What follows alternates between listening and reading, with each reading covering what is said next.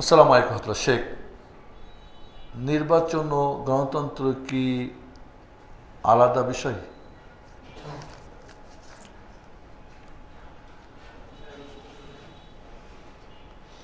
নির্বাচন গণতন্ত্রের মাধ্যমে হতে পারে, গণতন্ত্র ছাড়া হতে পারে, রাজতন্ত্র তো হতে পারে, পরামর্শের ভিত্তি হতে পারে।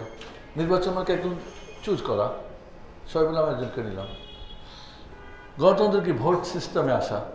তো ভোট সিস্টেমে যদি আসে তাহলে তো গণতন্ত্র হয়ে গেল ঘুরে ফিরে। যদি ভোটের সিস্টেমে নির্বাচনটা হয় তো এটা কি গণতন্ত্রতে পড়লো না? এরপরে বলবে যে গণতন্ত্র আর নির্বাচন ভিন্ন।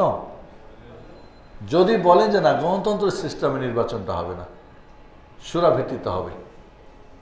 হ্যাঁ, ইসলামের চারভাবে একজন হয়তো দায়িত্বে আসতে পারে। বিষয়টা আমার মনে হয় অনেক একটা বড় বিষয়। তবে আমি মনে করি যে আপনি কি নির্বাচন আর গণতন্ত্রের দুটো পার্থক্য করে মানুষকে ধূম্র জালে ফেলতে চাচ্ছেন?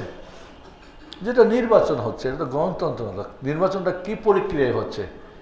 গণতন্ত্র প্রক্রিয়ায় হচ্ছে না। তাহলে আপনি কি পার্থক্য বোঝাতে চাচ্ছেন?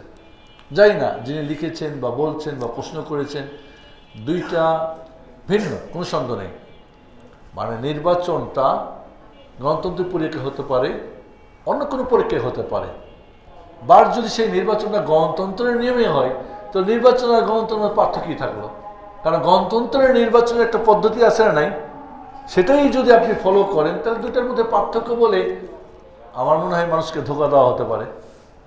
হয়তো ভাবো ঠিকই তো, এটা গণতন্ত্র না, আমি গণতন্ত্র বিশ্বাস করি না, আমি নির্বাচন বিশ্বাস করি। আপনি কোন প্রক্রিয়ায় আপনি নির্বাচনটা করছেন? গণতন্ত্র নিয়মিত আসতেছেন আপনি, তাহলে এই দুটার মধ্যে পার্থক্য কি থাকলো? আল্লাহ আলাম।